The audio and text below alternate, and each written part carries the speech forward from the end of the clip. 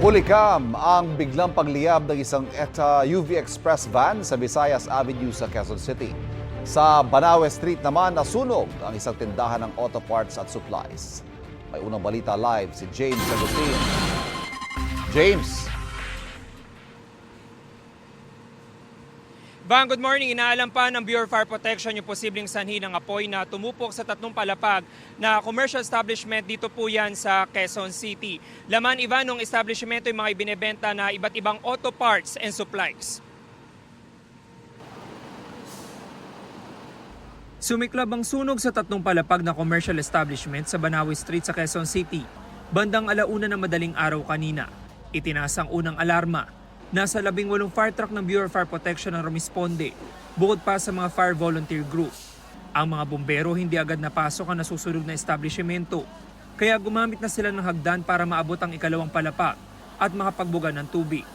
Inakyat din ang ikatlong palapa. Binasag ang mga salamin ng mga bintana, doon na mas lumabas sa makapal at maitim na usok. Hanggang sa naglagablab na ang apoy.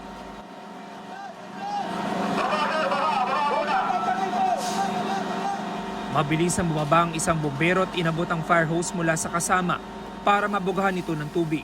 So nag-ventilate ako, nung nakita kong palabas na yung apoy, so agad ako bumaba. So binentilate ko lang po para sumingaw po yung heat na nandun sa loob ng building. Kamusta naman po kayo, sir? Okay lang po, sir. Trained naman kami para sa mga ganyang bagay. Inabot na mahigit 1 oras bago tuluyang naapula ang apoy. Ayon sa BFP, iba't ibang auto parts and supplies ang laman ng nasunog na commercial establishment. Nakakandado raw ito at walang empleyado sa loob ng mangyaring insidente. Pagdating namin, yung pagpasok sa establishment, bali 3 padlock na malaki siya. So kailangan namin kumuha pa ng mga special tools para mabuksan yung steel accordion niya. Hindi po agad siya nabuksan. Pero pag nung nabuksan naman, na confine na po agad yung apoy po. Iniimbestigahan pa ng BFP ang sanhi ng apoy na nagsimula raw sa unang palapa. Kuha naman ang video na ito noong April 25 sa Visayas Avenue sa Quezon City.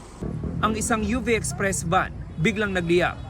Ilang minuto pa ang lumipas, umabante ang nasusunog na van. Buti na lang walang nadamay na ibang sasakyan. Agad naman daw nakaresponde ang mga bumbero at naapula ang apoy.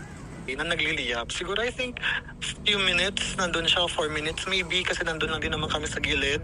And then, saka after that, saka lang siya ulit nagtumakbo ng mga few meters away dun sa una niyang pinagliyaban. Tapos saka din nagtakbuhan yung mga tao kasi akala nila sasagi sa kanila or baka pumunta dun sa area nila. Ayon sa Quezon City Fire Department, ligtas na nakababa ang driver at lahat ng 18 pasahero na sakay ng van na biyaheng Novaliches.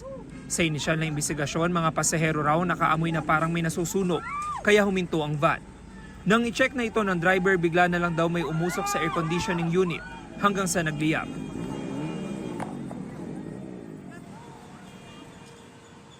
Samantala, Ivan, balik dito sa Banawe, nakakordon na yung area kung saan nangyari yung sunog at inaalam pa ng mga arson investigator yung kabuang halaga ng pinsala.